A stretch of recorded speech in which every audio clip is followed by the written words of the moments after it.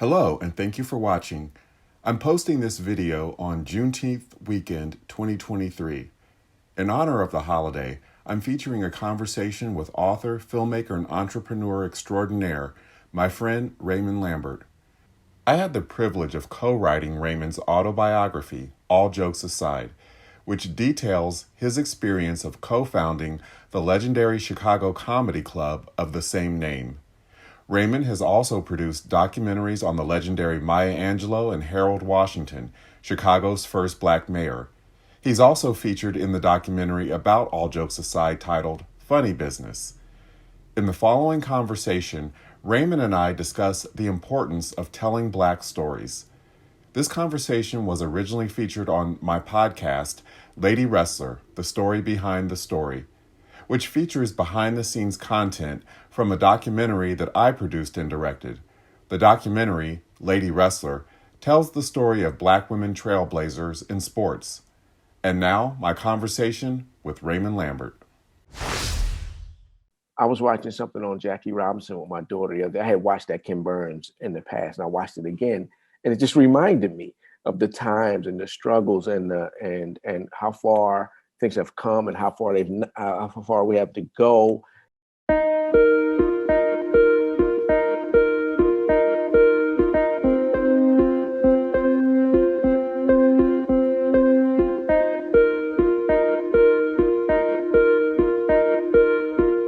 Hello, and welcome to another edition of Lady Wrestler, The Story Behind the Story.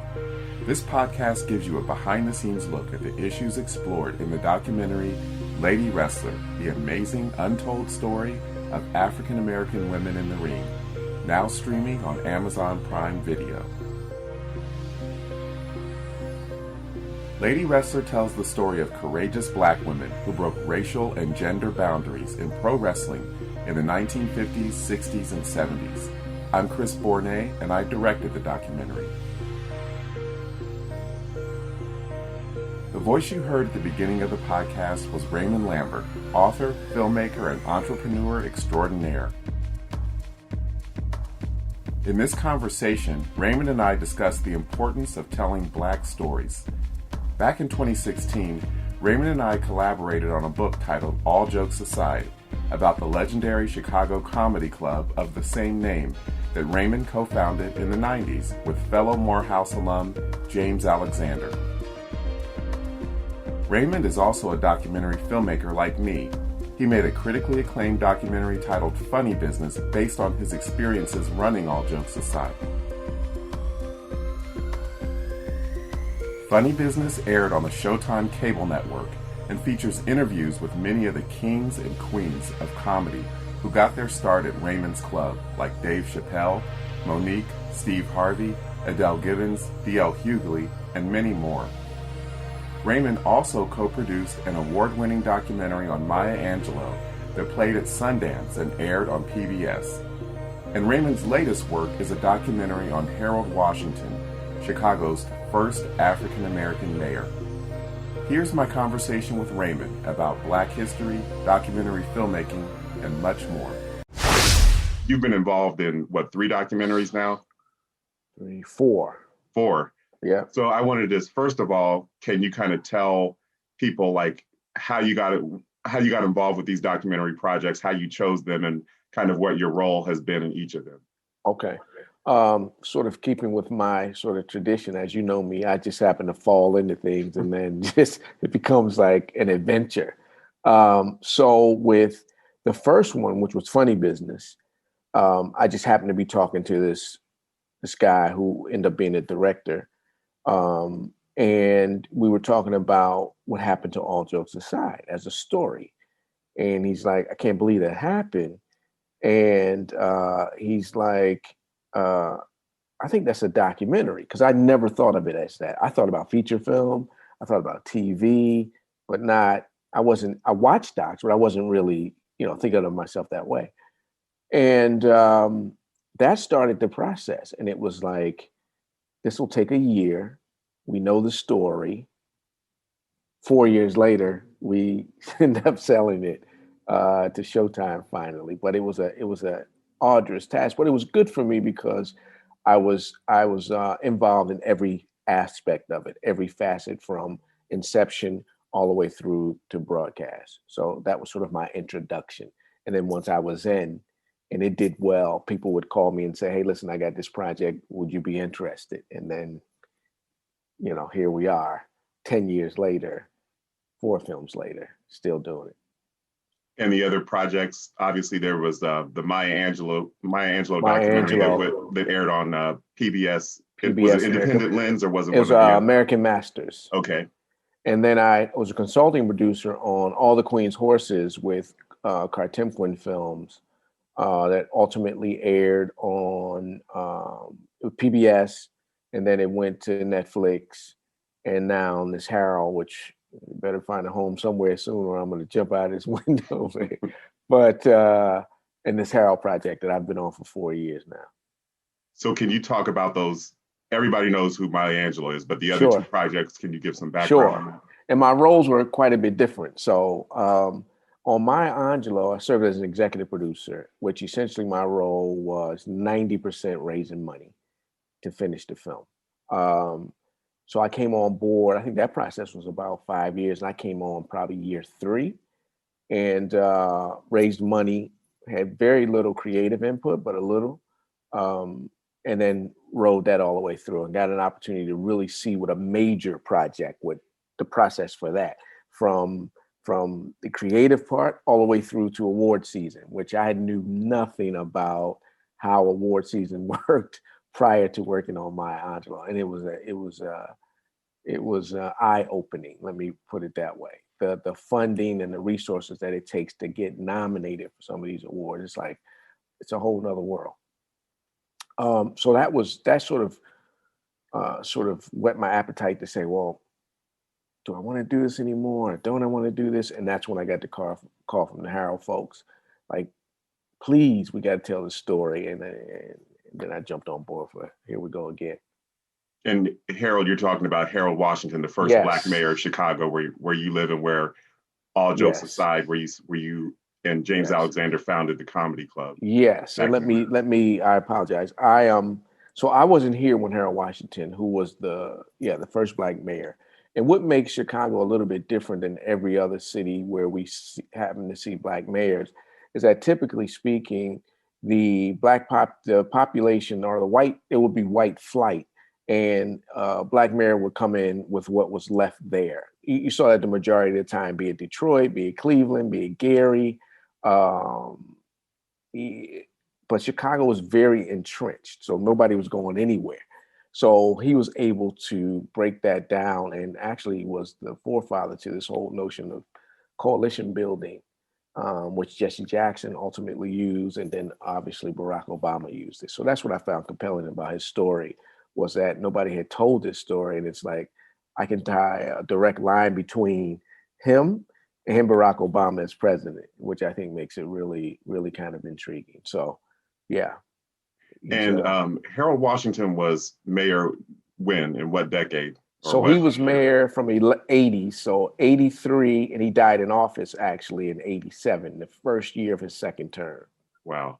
Yeah. So have there been other Black mayors before? Is it Lori Lightfoot? Is that her name? Right, Lori Lightfoot. So there was never another Black mayor. From Harold to Lori Lightfoot was the first person. That's like 30 odd years later. And what makes it even more interesting is that if you look at the time, Daley, the dad, and Daley, the son, ran the city over a period of, I don't know, 60 years. They were mayor 70% of the time. So, Chicago was sort of like, they will never, I think once Harold died, I think the powers that be sort of decided there's not going to be another Harold Washington. We're not going to allow that to happen. So some things changed, especially around, we see this now with this sort of voting where you have to have 50% or more in order to win. That's kind of to keep some people out, because what he ended up doing when he ran was he had 2 white opponents. They split the white vote, and he won like 38% of the vote. They had 33 and 30. That can't happen now, So it's like the Georgia runoffs. Do you have to have absolutely. a runoff? Okay. Yep. And it's, there's a racial component in history to why that is the way it is. So that way we can make sure that, there'll never be a person in that slot, Yeah, or it'd be hard. it's almost like a local version of the electoral college, where it's not just one person, one vote, and the simple majority wins. Yes. It's all these structural things to try to prevent people from gaining power that they don't want give to. you power willingly, right? That's not Yeah. going to happen. So Yeah. it's an interesting story. It's been, documentaries are very hard. I mean, from the raising of money to creative. Now we've got a creative impasse where I am fighting with the director on music. And I just had to say, well, it's his vision. So let me back up a little bit. But it's a process, as you know. Yeah. So I was going to ask you, what do you think are some of the most challenging aspects of documentary filmmaking? And I guess asking that question another way is, what do you wish you knew now that you didn't know what do you wish you knew when you first got into documentary filmmaking that you didn't know when you first got in? It's one of those things where I think if I knew, I probably wouldn't get in. You know what I mean? Like if I knew this, it probably doesn't make any sense. But I think ultimately the most difficult part is raising money and finding the resources in order to tell these stories. It's just difficult. I don't think, although everybody loves it, I don't think we get paid what we should for the work, the time, and the effort that goes into these projects. Everybody's like, "Oh man, I love this documentary. I love it," and the budgets are still incredibly small, comparatively speaking. So I think that's the most difficult part. And then it's a creative processes, which are always hard, whether you're dealing with the cinematographer, the musician, or the composer, or the subject. One thing that became difficult this time that hadn't been a problem before was we interviewed 50 people. We're going to use 15 in the film, and I'm talking there's some brilliant people that are not gonna. So I'm already preparing myself for them. Like, dude, I took 3 hours of my day, set up, came, visit with you, talk to you, and I'm not in the movie. Right. And I had an experienced documentary filmmaker describe it like it takes 50 pounds of sap to make a bottle of maple syrup. It's just like that's what it takes. So that's difficult because I know there's people who really gave us time and energy, but when it comes down to it, otherwise it gets a little confusing. You have too many people telling the same story, so from a storytelling perspective. But so I'm preparing myself for that. So why do you think it's important to tell these stories about the Black experience, like Harold Washington, Chicago's first Black mayor, and the life and times of Maya Angelou? And sure, why is it important to tell these stories? I think more than ever, from a historical perspective, to give things some perspective. So, and it's almost like we've become, I don't want to say, we're not journalists, but from a truth-telling standpoint, it's like one of those places where you feel some sense of you can go and hear some perspective on this person's life or some history about what was taking place when this person rose to power, what they did, what they accomplished, and what impact that can have on you. I was watching something on Jackie Robinson with my daughter the other day. I had watched that Ken Burns in the past, and I watched it again, and it just reminded me of the times and the struggles and how far things have come and how far we have to go, and a perspective that you can't get anywhere, and it's history.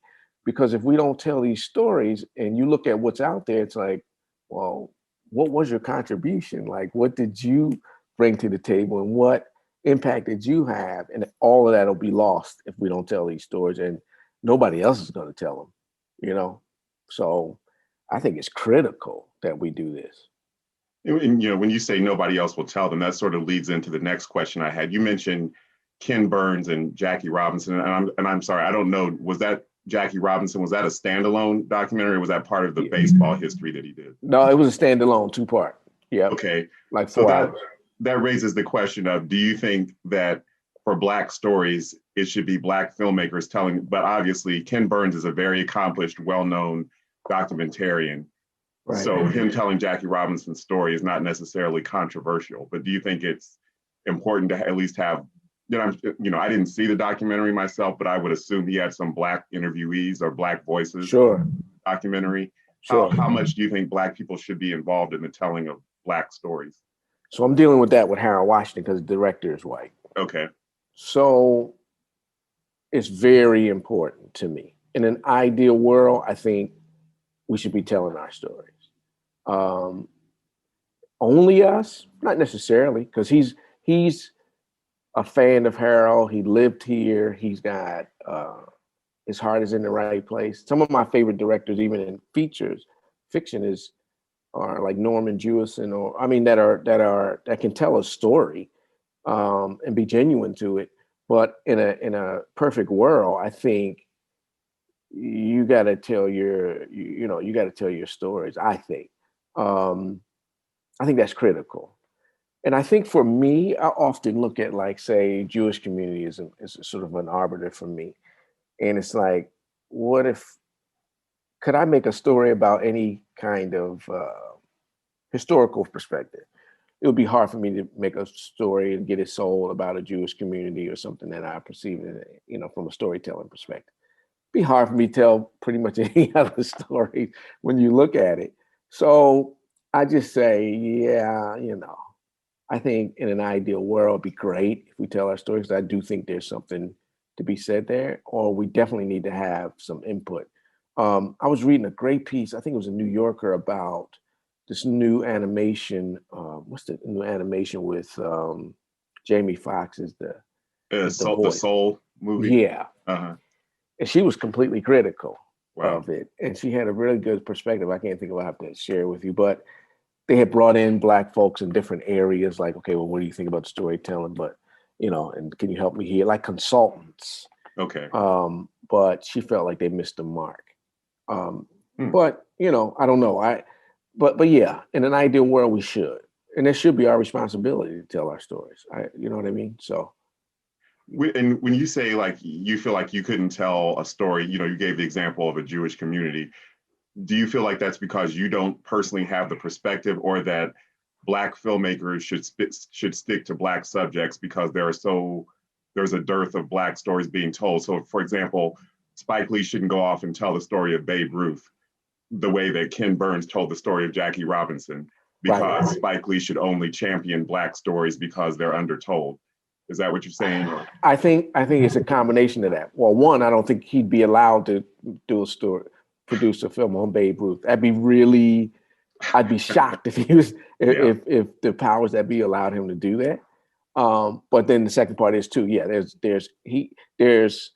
but I'm not saying he shouldn't be able to, but I'd rather see him make something on Josh Gibson or Hank Aaron something like that. I would prefer that, given the resources are so, limited. It would be better for me to tell that story. Right. Yeah. So based on your experience so far, if like a young aspiring document or someone, a filmmaker who wanted to get into making documentary films asked you for advice, what are some of the things you would tell them? So there's different strategies. So I'm coming out of this one thinking that would the best strategy be to raise the money first? So there's a documentarian, her name is Liz Goldberg, and I met her during this process. I just cold called her and said, hey, listen, she did the film on, she actually did the film on Bradley, the mayor of Los Angeles. And so I wanted to find out about that story. And she said, Ray, look, I raise all my money first before I even do anything. And then once I get the money, I go ahead and do it. But then most filmmakers, as you probably know, will feel like we'll be sitting around here for 10 years if I do that. And if I just jump off this cliff, at some point, I'll just keep raising money, work on it, raise money, work on it. I'm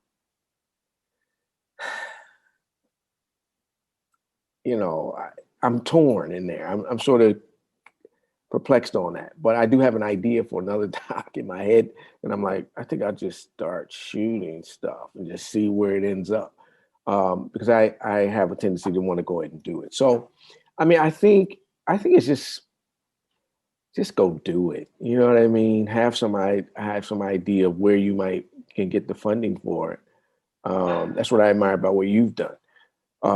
Because I think the deeper you get into it, if you work on a project like Maya, where the budget was 1.2 million, right? And then you come back and say, well, I'm going to shoot some guerrilla doc on my own, use my phone and use whatever camera I can find. You realize all the stuff you don't have. It usually works the other way. You can do it. Like if you don't know what exists or you've never had the assets, then it's easier to do it than if you're, you're spending $3,000 a day for cinematography, and you're like, you come back and you got your phone. It's a tough thing to do, but I say do it. I mean, because if you sit around for me and wait, these things usually never get done, and it's gonna take 5 years no matter what. Yeah, and I think there's a couple of different approaches to filmmaking, because like I was on a call recently with a group of filmmakers, and one of the filmmakers was saying, well, I know people who make movies for $10,000 and $20,000, and they shouldn't do that because the quality of your film really suffers. And, okay, so tell that to Lena Dunham, who, made her first film for $25,000. And I don't think she's hurting for money right now, because that's how she got the HBO series Girls. Tell that to Issa Rae, who started out as making little videos for YouTube, just recruiting her friends and stuff. And now she's got an HBO deal and is, done feature films. Right. So I think what it is some people have a very, very traditional mindset of whether it's with documentaries or whether with narrative films, you do things the traditional way. You either raise money independently, you raise a minimum of $500,000 in order to do it the quote unquote right way. Right. Or there's the Robert Rodriguez, Spike Lee, Kevin Smith, you just jump in with the resources you have, you do a guerrilla, or you recruit people who are skilled technically, and you just say, okay, if the movie makes a profit, I'll cut you in on the profits, or let's work out some kind of bartering arrangement. Sure. Or you just make something that's just kind of rough, and because because the subject matter is so interesting, you're able to generate word of mouth. So I think. And it's interesting. Then I was listening to this filmmaking podcast called Indie Film Hustle with Alex Ferrari, the host, who's an indie filmmaker, and he's Hispanic. And then he had on a guest named Darius. I don't remember his last name, but he has this really, really popular YouTube filmmaking channel called D for Darius. So Alex and Darius were saying, I don't, these people that go on Kickstarter and beg friends and family for money and go around begging investors for money. That's so dumb. You shouldn't do that with your first movie, because it'll never turn a profit, and your investors will be mad that they didn't make their money back. And it's just like, they're not wrong, and neither is the person who says you should raise hundreds of thousands of dollars. There's no right answer and there's no wrong answer, because there is no one cookie cutter formula film for how movies are made. And that's why oftentimes when you'll see panel discussions and people will ask, we'll get up and say, I'm a first-time filmmaker, can you give me advice? A lot of times you will hear vague answers like, oh, believe in yourself, and because there is no cookie cutter. It's not science. It's not 2 + 2 or E = MC squared. There is no one formula. Right. It's trial and error, and it's like the old saying in show business: nobody knows anything about anything. There are blockbuster movies that all the studio executives said, this is going to be a flop. We hate this. Then it turns out to be Star Wars or whatever. No, so they're just there's no one single path or one single formula. No, there's not. It's really not. You raise another issue, which for me is like why am I making this movie? For me, it's sort of like, you need to be really clear about that. Like, if you think you're gonna, if your goal is to be this blockbuster, Wakanda or something, then, I recently met with a young filmmaker who was wanted to do a doc, and he's like, the budget was 25 million. I was like, Oh my God. um, I'm not really sure you got that right. You know what I mean? Like, Yeah, you might want to visit your budget again, because that doesn't make any sense in from any stretch of the imagination. I mean, right. the best stuff out there I've seen, somebody who got incredibly lucky, and they sold it for $10 million or something. You just happened to have the right subject. I think it was the AOC doc that she was in, where they were following these Okay. 4 candidates. She was one of them, given no chance to win whatsoever. And then she wins and becomes this super popular person. It's like, that's the lottery. Right. But you can't base it on that. So why are you really doing this, and what are your ultimate goals? I think you got to answer that. Right. Well, I think I there think that's are the first thing. certain, yeah, it depends on what your goals are. If your goal is to get into some of the more prestigious film festivals like Sundance, back in the day when it first Right. started in the late Right. 80s, you could make a movie like Kevin Smith Clerks, shot in black and white, Right. looking very rough, and get in Sundance and sell it to Miramax for what, multi-million-dollar deal. Now that doesn't happen. Right. So it's like, but It if doesn't. you want to get noticed by PBS or Netflix, I would assume you do have to have a certain budget level. Even if you were able to shoot it with your phone for like $5,000 and make it look professional, Right. when they asked you for the budget and you said it was 5,000, they would still the gatekeepers would still look down their nose at you, because they look at that as, oh, well, we don't do micro budget stuff no matter how good it looks. So if you do want to get go ahead. Go ahead. No, you raise a very interesting point, because we just have experienced this, and I guess I've experienced it with Phunny Business too. You raise a really interesting issue is with festivals, that Sundance, South by Southwest, Tribeca, Toronto, the idea being you want to, if you have a $500,000 budget, get in one of the top ones. But what I'm discovering is, even then, it's not really that indie. It's like, you need a star. Either it's the producer, writer, director, or either it's the subject, or the investor. I'm noticing that now. Sundance may argue with me about that, and South by Southwest may say, no, that's not true. But the more I look at it, I go, pretty much. But the beauty is, there's so many festivals out there, and so many good ones, that you can find a home and a place somewhere. I always felt like you got to get in one of the top 5, or it's not going to matter. But that's not the case. But I do think you raise an interesting point, that if your budget is to get in one of those, it's not so indie anymore. Let me put it that way. Right. It's become the festivals have become a lot more corporate, especially the bigger ones like Sundance. Like you said, your chances will be greatly increased of getting in if you have a brand name star. Even a documentary, it needs to be on some subject that's either hot, or you have somebody like AOC who's just in the as they say, zeitgeist, right? Rather than just some random topic that you happen to be passionate about. Yeah.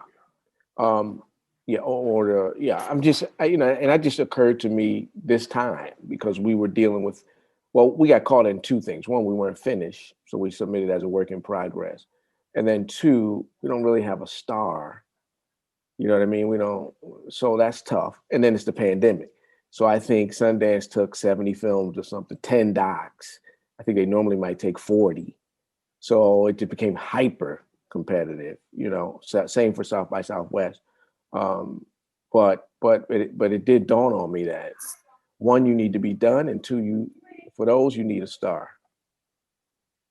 And don't you think a lot of documentary filmmaking, like you said, the subjects that you got involved with, you sort of stumbled into, and the same with me in the documentary about Black women wrestlers. Like, I never would have, first of all, starting out as a filmmaker, I didn't have any aspirations to make documentaries. It was like, I wanted to be a filmmaker and tell original, creative, like fictional stories. But then when I found out about these women in my hometown, Columbus, Ohio, that I didn't even know about growing up, were these international superstars back in the day. And this is sort of like a lost chapter of Black history. It's like, you know, bells went off, like ding, ding, ding, ding, ding. This is a documentary subject. And like you said, I just took the approach of the Robert Rodriguez, Spike Lee, Sure. you know, she's got to have it approach of, let me just go ahead and jump in and do this myself. Not that I couldn't have done crowdfunding, but I just thought, let me just go ahead and jump in and do this myself. Sort of like, you know, naivete. Like you said, if I would have known how difficult it was and known all the factors that were against me, I wouldn't have attempted it. I would have said, well, this is a great idea, but the odds are against me. So it's like, you know, you kind of have to be open to things falling into your lap or stumbling across things that you wouldn't ordinarily be interested in. Right. No, I think you're right. And even with that, because I've done crowdfunding on two docs, and that ain't easy either. You know what I mean? It's like, it's a grind. It's really difficult. And we had the support of Kickstarter on both, and we were successful on both. But man, we worked every day for 30 days on making that happen, you know? So it was fairly difficult. But yeah, but nothing about it is easy, but it's necessary. Join us for the next edition of Lady Wrestler, the story behind the story. Please rate and review us on iTunes, Spotify, Stitcher, or wherever you get your podcasts. And be sure to catch the documentary Lady Wrestler on Amazon Prime Video. Thank you for listening. Catch you next time.